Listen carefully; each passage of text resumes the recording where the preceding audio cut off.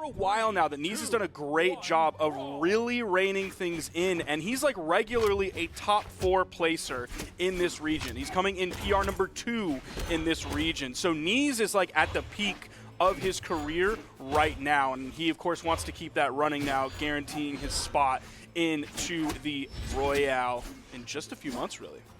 And so far, I mean, we're starting off first game on the Fortress of Lions. FryDasOle, of course, on that patented Fate that he loves to play. And it's actually interesting because, you know, Neeze on the Mordex right now, but we have been seeing Neeze also play a lot more of that Fate. So it's interesting to see they pick Mordex for this matchup here. And, I mean, already gets the first stock with a nice little read on the side light there into the side signature. Fry's going to be falling behind. He's not trailing by too far, but I want to see just how much more Neeze can get before the stock disappears. Oof. Yeah, I'd be willing to bet that this Mordex pick it has a great deal to do with the fact that FryDasOle is playing Fate. Oh my gosh, certainly that's it. Yes, sir, it is. You even see the gravity cancel kiss goodbye after Neeze really gave him the kiss of knockout there. Getting that knockout and now has a 2-stock lead. Did he take a single hit? I don't remember if he took a single hit. Not that I recall. I mean, oh, geez. Okay, yeah, Fry fights back on that one. Neeze trying to go for the 3-stock here. It's not going to happen. Fry manages to clean one up, but still has a lot of work to do here. Granted, the Scythe, of course, I mean, we've seen it already, how quickly it can eviscerate somebody's stock. He could make it happen. I mean, look at the way this unarmed's going right now. I mean, we were just talking in the back about how good unarmed can be in very specific situations, but definitely going to pick up that Scythe and try to make the magic happen. So is Fry going to attempt to camp the wall and try and get a cheeky knockout? He may have to change his game plan after what we just saw from Neeze. Now he's the one going in unarmed, grabbing the weapon very quickly as it spawns in on that soft platform. Tries to get the high read with the recovery. He's going to have enough to get back, of course, covering his landing with that weapon toss down, but keeping it close so he can pick it up. Yeah, it was great space. Again, gets the read with that side signature. Looks like FryDasOle kind of dodging in a little bit too much on that side light. But, I mean, it's been looking good for Neeze. Absolutely just cooking here. And, oh, man, this stock was phenomenal. Misses that.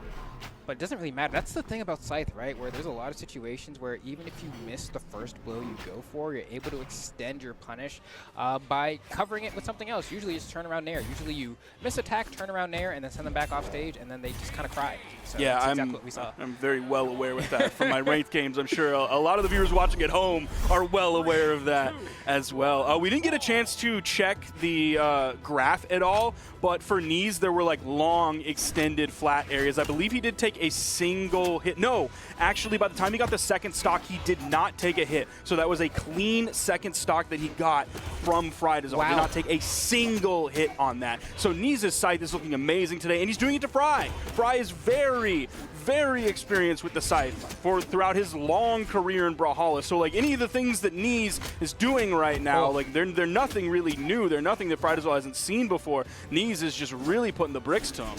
And this one's going to be a weird one, too, because Fry, when on the back foot, loves to have this tendency to try and slow things down. You can really feel the gameplay kind of, that hit, that was still active, no shot, Neeze.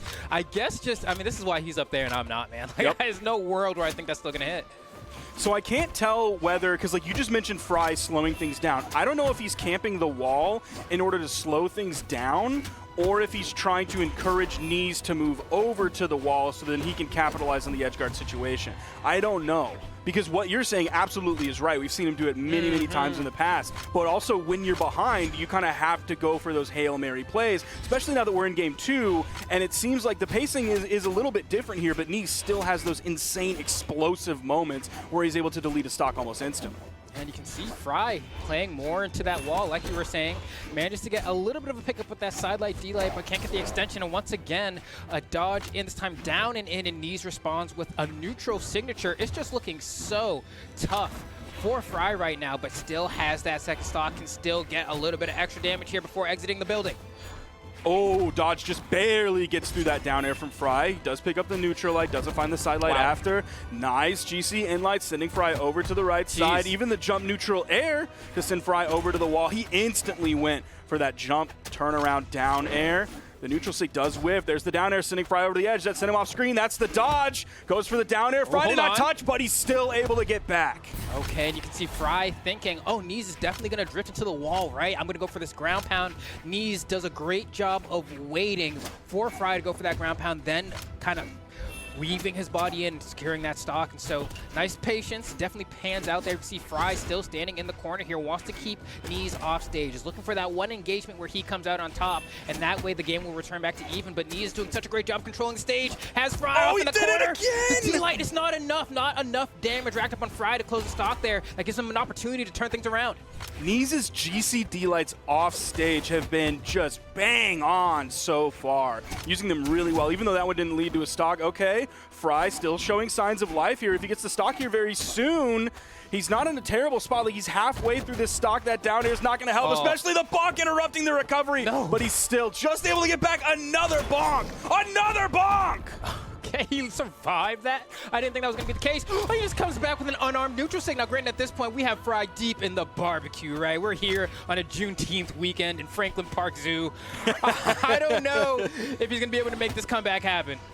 Yeah, this is the barbecue sauce that, like, Mark Zuckerberg used to put on the smoked meats, not the way Zuckerberg's built right now. Yeah, this is what gets tossed onto the brisket afterward. There we go. There's the down light to go ahead and close things out. Neeze could have won that game earlier as well. We saw him get an unarmed D-light, and he could have just recovered, but he tried to sauce a little bit, so clearly feeling pretty confident about his ability to go ahead and take that game, and potentially this entire set here, as he's up pretty convincingly so far. And no surprise here on the damage split between this whatsoever. Of course, Neeze putting out 459 damage on the site. You see it right there compared to the 71 on Gauntlets and the 69 unarmed, almost doing equal damage unarmed as to that he put out on the Gauntlets as well. So, like, he's definitely a Scythe player. At the end of the day, we know Neeze is a Scythe player through and through. But on the other side, like, Fry is also a Scythe player. Like, he was playing Fate before she was, like, the new hotness, before Orb was really the new hotness that people are starting to move on to right now. But, of course, even though other people are moving onto the Orb, like, we're seeing Fry do that kind of also as well, while still sticking with the same character. He's just putting a little bit more emphasis on the Orb side of Fate rather than the Scythe side. Yeah, I'm wondering, I mean, I'm looking at the picks right now. Fry has swapped over to the Mordex, so we're going to have the mirror match happening here. Yeah. I don't know about the Fry. He got that dog in him, or? I mean, I think he knows that, based on everything we've seen, like, he's cooked. The Fate is more or less cooked, so he's going to go out at least with something that he can talk about on his stream later. Like, he's going to get some potential content out of this. Or maybe he knows something that nobody else does, and he's just going to body Neeze and show him that I can do it too. We both have that dog in us, but my dog has more fight in the dog. Okay. More fight, more bite, more bark. All right, as we're loading up in here. Oh, he definitely has more bark than Neeze does. We know that. If you've seen a FryDasOle stream, we know he has more bark than Neeze does. All right, we'll see. And he got that, Retro Reaper Nick scythe? Dude, that scythe just looks so massive, big. Right? Yeah. It looks like that is a pay-to-win option that just makes your scythe bigger. It doesn't. I promise you, everybody at home, that is not the case. But it looks like it. It just feels that way. It's vibes.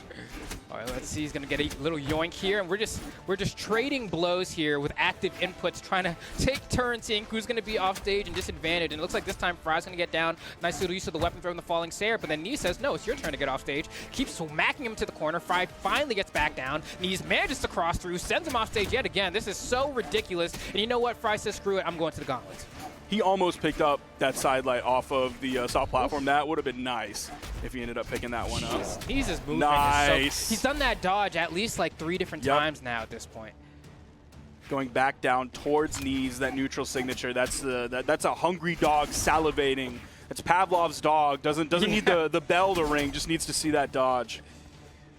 All right, and Neeze won't be able to make it there. Fry, actually, I mean, tie battle, as far as I'm concerned. Hasn't taken any damage on the second stock. We've gotten a reset here, and Fry loves to go for these little tricky weapon toss kind of combinations here. Doesn't work that time. Neeze just so confident on the movement. I mean, using these extended chase dodges, these dash jump, dash lands to kind of cross up FryDasOle on the landing as well, makes it hard to know which side to swing on.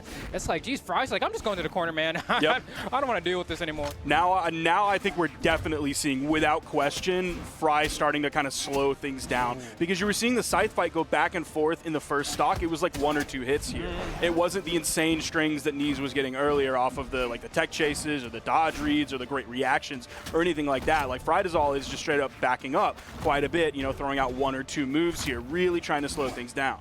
You can see, I mean, Fry had a great opportunity to go ahead and secure that stock on the right How side. many times he's jumping before doing anything? Pummel, pummel, pummel. Goes for the recovery there. It's not going to hit. And Fry just trying to catch the landing here. You can see the sweat beads on Neeze didn't have anything, but Fry doesn't get the anti-air on the way down. And he's straight up playing so defensive right now.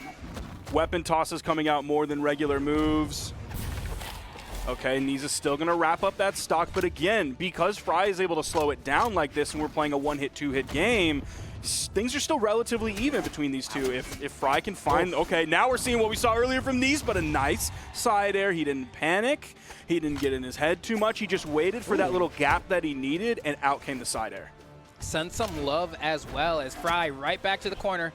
Says, come over here, Neeze. Tries to get the reversal with that recovery. He's going to put him in a pretty precarious spot here. Neeze goes for the gravity cancel sidelight, understanding that Fry doesn't have a whole lot of options here. But wait, an opportunity for a reversal from Fry. The weapon throw stuffs out the recovery. That could have been bad for Neeze.